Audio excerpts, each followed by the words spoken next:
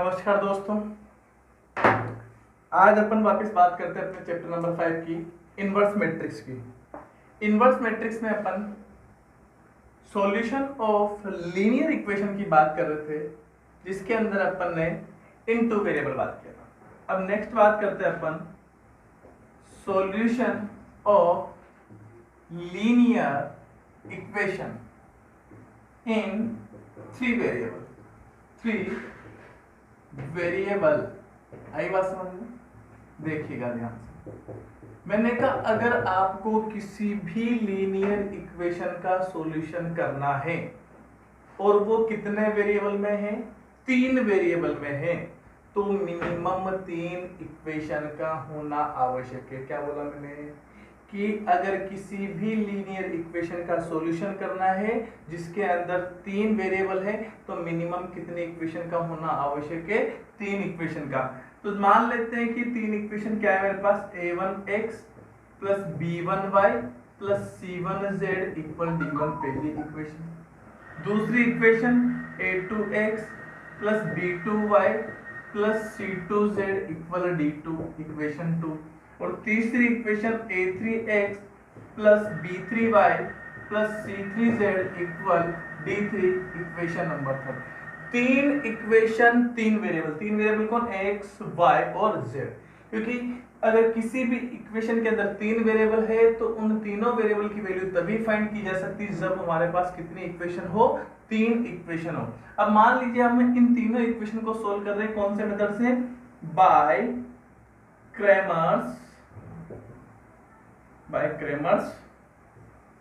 Rule. किससे कर रहे हैं? क्रेमर्स रूल के द्वारा। तो क्रेमर्स रूल के द्वारा अपने को सबसे पहली आवश्यकता है डेल्टा की। डेल्टा मतलब इसके साथ ना तो x लगा हुआ है, ना y लगा हुआ है, ना z लगा हुआ है। इसका मतलब क्या होगा, कांस्टेंट टर्म को हाइड करना है। मतलब x y z के कोएफिशिएंट रखने हैं डिटरमिनेंट्स में, a1 b1 c1, a2 b2 c2, a3 b3 c3। आई बात समझ में? सेम अगर आपको निकालना है डेल्टा x, जिसको अपन डेल्टा 1 के नाम से जानते हैं। किसके नाम से जानते हैं? डेल्टा 1 के। तो x वाली टर्म को हाइड कर लो। अब ये दोनों बंदे कहाँ आए? बाद में। तो बाद वाले जो है इनको बाद में रखेंगे, बस फिर बराबर किधर वाले को बाद में रख देते हैं। तो ये बाद में, इसलिए बाद में रख दो। बाद में मतलब ये b1 b2 b3 c1 c2 c3 और ये d1 d2 d3। आई बात समझ में?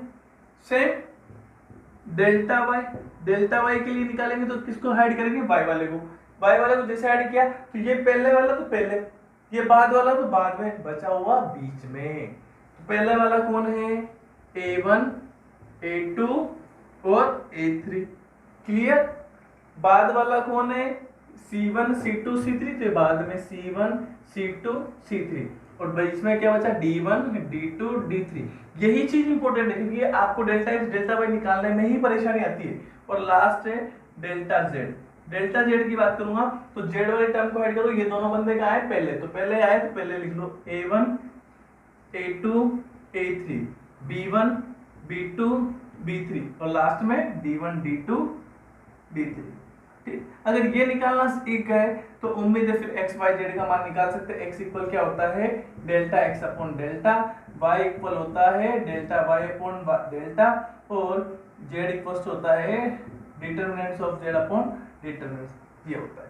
फिर इसमें ज्यादा कोई बड़ी बात नहीं, ज्यादा सारी बड़ी बात कहाँ पे, ये determinants of x, determinants of y, determinants of z, ये वैल्यू निकालना। एक बार मैं फिर वापस आपको इस बात को समझाता हूँ क्योंकि अगर ये चीज नहीं समझे तो हमारा क्वेश्चन किसी भी तरीके से होगा नहीं। आपको थोड़ी सी एक मस्ती मजाक वाले मोड में समझाते हैं कि मान लीजिए आपको डिटरमिनेंट्स निकालना है तो इसके साथ ना x है, ना y है, ना z है। इसका मतलब कांस्टेंट है। कांस्टेंट को हाइड कर लिया। जैसे इसको हाइड किया तो ये क्या दिखे? 3 बंदे दिखे। और ये कहाँ दिखे? इसके जस्ट पहले दिखे। जैसे पहले दिखे तो a1 b1 c1 a2 b2 c2 इसे रख दिए। दूसरा डिटरमिनेंट्स ऑफ x, x है तो x वाले को हाइड करो। अब जैसे x वाले हाइड किया तो आप ऐसे समझा दो कि ये पति है, शादीशुदा आदमी, और इस आदमी की 2 पत्नियां बाहर है। क्या है? बाहर। तो ये बाहर वाली है तो बाहर वाली कहाँ आएगी? बाद में। और ये कौन है? इसकी गर्लफ्रेंड है। तो ये कहाँ आएगी? पहले। बाद वाली बाद में, गर्लफ्रेंड पहले। तो ये d1 d2 d3 ये बाद वाली है। अगर मैं बात करूं डिटर्मिनेंट्स ऑफ y, तो y को हाइड कर दिया। अब इस बंदे की भी शादी हो चुकी है, लेकिन एक पत्नी इसके पहले वाली है, तो पहले वाली तो कहाँ आएगी, पहले, तो पहले वाली a1 a2 a3 आएगी। फिर बाद वाली कौन है, c1 c2 c3, तो बाद वाली कहाँ आएगी, बाद ही बाद में आएगी, मतलब दोनों के बीच में कौन बैठी होगी, girlfriend d1 d2 d3। Same ऐसे ही डिटर्मिनेंट्स ऑफ z निकालेंगे, इसको हाइड कर लेंगे, दोनों पहले आ चुकी है इसलिए पहले, और ये फिर गर्लफ्रेंड बनी है इसलिए गर्लफ्रेंड। आई बात समझे? इस तरीके से अपन सारी वैल्यू निकाल सकते हैं, और ये निकालना आ गया तो उम्मीद है आप क्वेश्चन को सोल्व कर सकते हैं। तो आपको क्रेमर्स रूल से मैं एक क्वेश्चन सोल्व करवा देता हूँ, ठीक है, और इसको आगे बढ़ाता हूँ। आप ही की बुक का एक्सरसाइज 5.2 का क्वेश्चन नंबर 9 है। इसके अंदर दो क्वेश्चन है, एक क्वेश्चन मैं आपको सोल्व करवाऊंगा और एक क्वेश्चन आप घर पे सोल्व करेंगे, इससे आपके एक्सरसाइज के क्वेश्चन हो जाएंगे, ठीक है। तो क्वेश्चन नंबर 9 का फर्स्ट क्वेश्चन है हमारे पास, मैं आपको बता देता हूं कि x plus 2y plus z equal 16। दूसरी इक्वेशन है 4x plus 3y minus of 2z equal 5, and third equation है 3x minus 5y plus z equal 4। First, second, third. अब देखो, ये मान लीजिए कोई भी क्वेश्चन, वैसे तो क्वेश्चन मैं पढ़ के सुना देता हूँ कि solve the following system of equation by Cramer's rule. इन तीनों इक्वेशन को आपको क्रेमर्स रूल से सॉल्व करना है। चलो मैं क्रेमर्स रूल से सॉल्यूशन कर लेंगे, वो सारी बातें अलग है, लेकिन मैं पहले आपको बता दूं कि यहाँ से क्वेश्चन क्या क्या बनता है कि solve the following equation by Cramer's rule, मतलब x y z का मान निकालना है। दूसरा क्वेश्चन पूछा जा सकता है कि आप बताइए कि system of linear equation are consistent और नॉट कंसिस्टेंट। हाँ, कंसिस्टेंट है कि नॉन कंसिस्टेंट है, ये आपको बताना है। तीसरी बात हो सकता है वो पूछ ले कि अगर मान लीजिए कंसिस्टेंट है तो यूनिक सॉल्यूशन है या इनफाइनाइट सॉल्यूशन है। तो ये कंसिस्टेंसी का मतलब क्या है, सॉल्यूशन मिलना। तो सॉल्यूशन कितने मिल सकते हैं, एक भी मिल सकता है और एक से ज्यादा मिल सकते हैं, मतलब इनफाइनाइट भी मिल सकते हैं। तो एक या इनफाइनाइट, तो एक कब मिलेगा, इनफाइनाइट कब मिलेगा। और इनकंसिस्टेंट है तो कितने सॉल्यूशन मिलेंगे, तो कोई सॉल्यूशन नहीं मिलेगा। यही बात समझे? तो मैं पहले एक बार वापस से आपको उस बात को रिवाइज करवा देता हूं कि कंसिस्टेंट पेयर कब होता है, इनकंसिस्टेंट पेयर कब होता है, ठीक है। तो देखिएगा, इसमें तीन केस होते हैं। केस नंबर फर्स्ट क्या बोलते हैं कि अगर determinants delta is not equal 0, determinants of x, determinants of y और डिटरमिनेंट्स ऑफ z तीनों भी इज नॉट इक्वल 0, ये तीनों भी नॉट इक्वल 0 और ये भी नॉट इक्वल 0 है। तो इसका मतलब होता है कि system of linear equation are consistent have unique solution. क्या बोला, system of linear equation are consistent have unique solution. ये कितना सॉल्यूशन रखेगी, एक सॉल्यूशन रखेगी। दूसरा सेकंड कि if determinants equal 0 but determinants of x, determinants of y, determinants of z तीनों में से कोई भी एक वैल्यू या तीनों ही वैल्यू क्या आ जाए, नॉट इक्वल 0 आ जाए। सिर्फ डिटरमिनेंट 0 आ जाए और तीनों में से कोई एक वैल्यू भी क्या आ जाए, नॉट इक्वल 0 आ जाए, तो system of linear equation is consistent have infinite solution. तो उस केस में कितने सॉल्यूशन होंगे, अनंत सॉल्यूशन होंगे। तो तीसरा केस क्या होता है कि अगर determinants equal 0, determinants of x, determinants of y और डिटरमिनेंट्स ऑफ z इक्वल भी 0, सबके मान 0 आ जाए, तो इसका मतलब आप बोल देना कि ये क्या होगा, system of linear equation is not have any solution. तब कोई सॉल्यूशन नहीं होगा। कहने का मतलब system of linear equation have inconsistent pair. ये कौन सा पेयर होगा, इनकंसिस्टेंट पेयर होगा। उम्मीद है आपके बात पूरी तरीके से बैठ गई होगी, सेट हो गई होगी, दिमाग में एक एक बात बैठ गई क्या। आप देखो, हमने बताया कि डिटरमिनेंट्स की value not equal 0, determinants x y z तीनों नॉट इक्वल 0, तो क्या होगा, कंसिस्टेंट पेयर होगा, यूनिक सॉल्यूशन होगा। ध्यान रखें, ये इक्वल 0 है और तीनों में से एक बंदा भी अगर नॉट इक्वल 0 है तो इनकंसिस्टेंट होगा, लेकिन कितने सॉल्यूशन होंगे, इनफाइनाइट। और चारों के चारों ही मान के आ जाए, 0 आ जाए, तो आप क्या बोल दोगे, सॉल्यूशन कितने होंगे, इनफाइनाइट सॉल्यूशन होंगे। ध्यान से देख लीजिए, ऐसा क्वेश्चन आता है, क्रेमर्स रूल से सिस्टम ऑफ लीनियर इक्वेशन को सॉल्यूशन करने की बात करता है। अपने को क्या करना है, determinants of x, determinants of y, determinants of z तीनों के मान निकालने और वहां से x y z का मान निकाल लेना है। आई बात समझ में? अब देखते हैं कि इन तीनों की वैल्यू कैसे निकालते हैं। हम आपको सारी बातें सिखा देते हैं क्योंकि डिटरमिनेंट्स सोल्व करना हम सिखा चुके हैं। अब धीरे धीरे ये चैप्टर अपने एंडिंग की ओर जा रहा है। इन तीनों चैप्टर के अंदर सिर्फ अपने एक लास्ट टॉपिक और बचेगा 4.2 एक्सरसाइज, जिसके अंदर बात करेंगे अपन डिटरमिनेंट्स की प्रॉपर्टी। बहुत ही अच्छा टॉपिक है, अपन उसके अंदर कम से कम 3 से 4 दिन तक पढ़ेंगे और काफी अच्छे से आपको सोल्व करवाएंगे एक एक चीज को, ठीक है।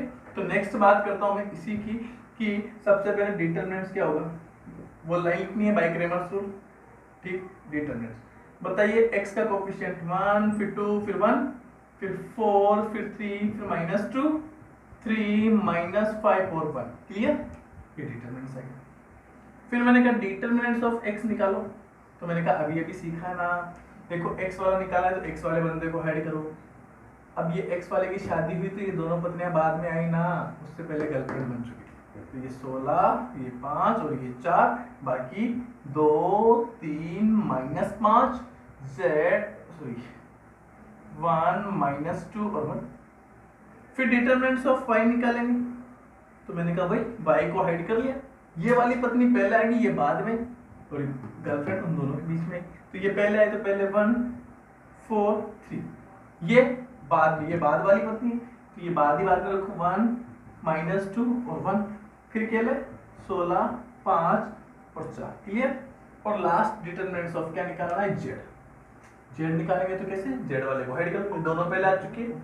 तो 1, 4, 3, 2, 3, -5 और लास्ट में 16, 5 और 4। उम्मीद है डिटरमिनेंट से तीनों वैल्यू निकालना सीख गए होंगे। अब आपको क्या करना है, इसको सोल्व करना है। तो मैंने कहा डिटरमिनेंट्स को सोल्व करते हैं तो क्या करना होता है, किसी भी एक रो से हम एक्सपांशन करेंगे या किसी भी एक कॉलम से हम एक्सपांशन करेंगे।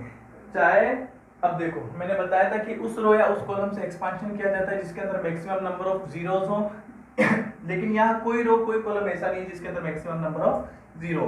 तो आप किसी भी रो किसी भी कॉलम से एक्सपांशन कर सकते हैं। तो हम जनरली फर्स्ट से कर लेते हैं। तो फर्स्ट से करेंगे तो पहले sign convention plus minus plus लगाया जाता है।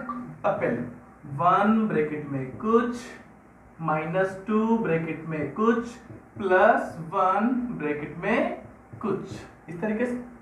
फिर जैसे मान लीजिए इसका करना है तो ये प्लस माइनस प्लस, कैसे देखो 16 ब्रैकेट में कुछ, -2 ब्रैकेट में कुछ, +1 ब्रैकेट में कुछ। क्लियर? ऐसे इसका करना है तो देखो वापस बोलिए प्लस माइनस प्लस, बोलो 1 ब्रैकेट में कुछ, -16 ब्रैकेट में कुछ, +1 ब्रैकेट में कुछ। क्लियर?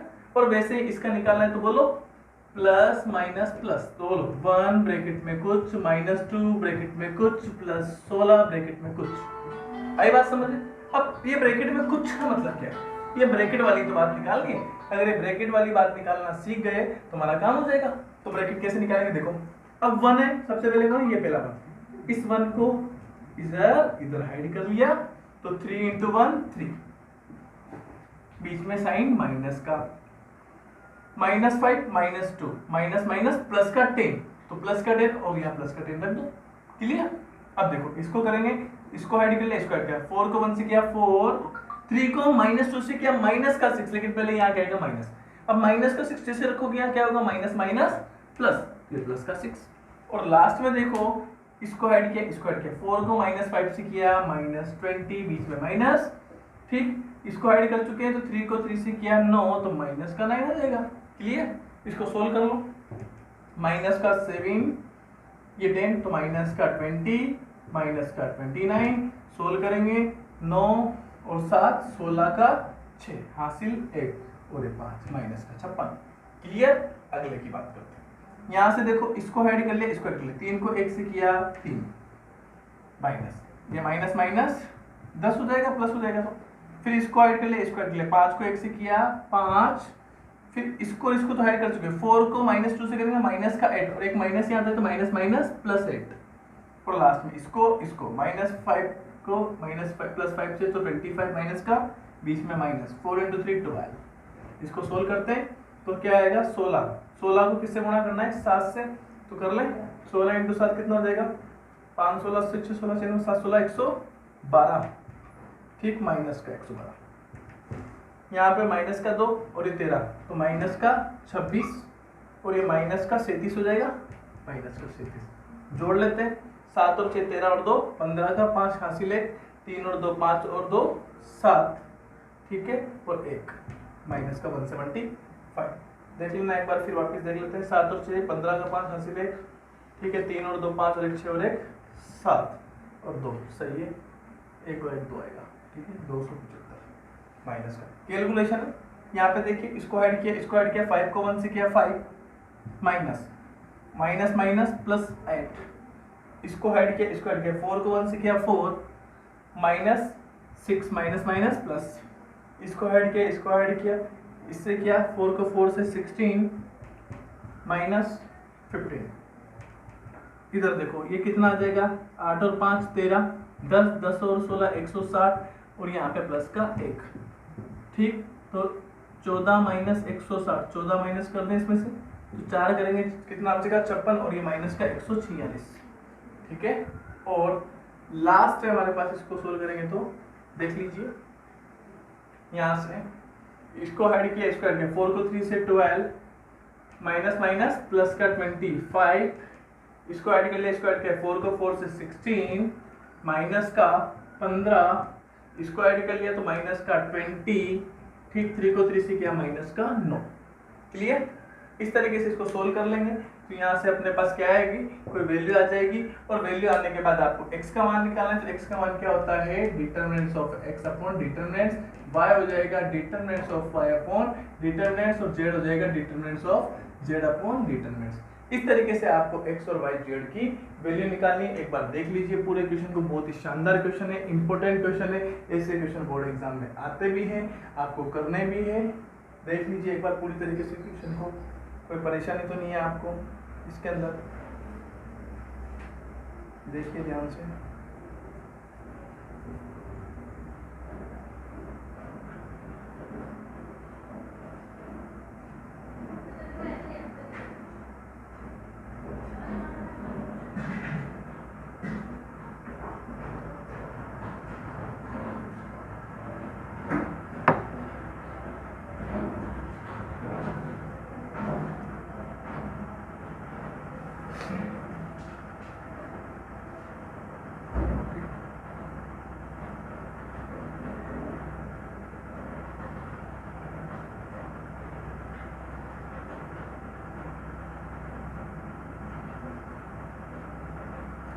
कंप्लीट है, देखो कोई परेशानी नहीं है क्वेश्चन के अंदर, आसान क्वेश्चन था, ठीक है। अब मैं नेक्स्ट टॉपिक आपको करा देता हूँ मैट्रिक्स में, ठीक है। इस तरीके से आप क्वेश्चन सोल्व कर सकते हैं।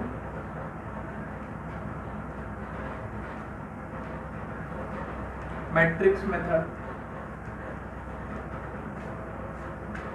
ठीक है, टॉपिक वही है, वापिस मैं टॉपिक डाल देता हूँ।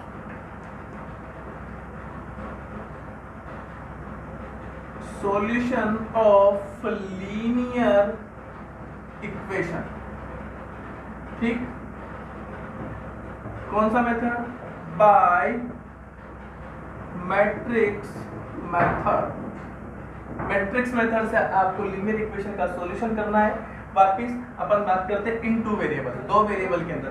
तो मान लेते हैं पहली इक्वेशन a1x है प्लस b1y है equal c1, equation number first. दूसरी equation a2x plus b2y equal c2, equation number 2। ये दो इक्वेशन है, इन दोनों इक्वेशन को आपको सोल्व आउट करना है। कौन से मेथड से, solution of by matrix method से। कौन से मेथड से करना है, मैट्रिक्स मेथड से। अब किसी भी दो इक्वेशन है और कितने वेरिएबल है, दो वेरिएबल, दो इक्वेशन दो वेरिएबल को मैट्रिक्स मेथड से सोल्व करना है। तो सबसे पहले आप इन दोनों इक्वेशन को मैट्रिक्स की फॉर्म में रिप्रेजेंट करना सीखो कि क्या हम इनको मैट्रिक्स की फॉर्म में लिख सकते हैं। तो हाँ, बिल्कुल लिख सकते हैं। मैंने कहा ये दोनों इक्वेशन किस फॉर्म में होती है, capital A x equal b की फॉर्म में होती है। सर ये कैसे हुआ? मैंने कहा ये बहुत अच्छी बात है। मैंने कहा वेहर जहां मैं बता दूं आपको ए मैट्रिक्स होती है A1 B1 A2 B2, हमेशा x होगी वेरिएबल x और y और c जो B मैट्रिक्स होगी वो मान लीजिए C1 और C2। आई बात समझ में? कैसे सर? मैंने कहा देखो ये ax एक A1 A मैट्रिक्स को x से गुणा करो तो A1x प्लस B1y आएगा नहीं आएगा? A1x और B1y इक्वल किसके? C1 के। और ऐसे A2x B2y इक्वल C2। जब इनको आपस में मल्टीप्लाई करोगे तो देखना कि ऑन कंपेयरिंग इक्वल मैट्रिक्स के कॉन्सेप्ट से चेक करना कि हमारे पास ऐसा कुछ आने वाला है।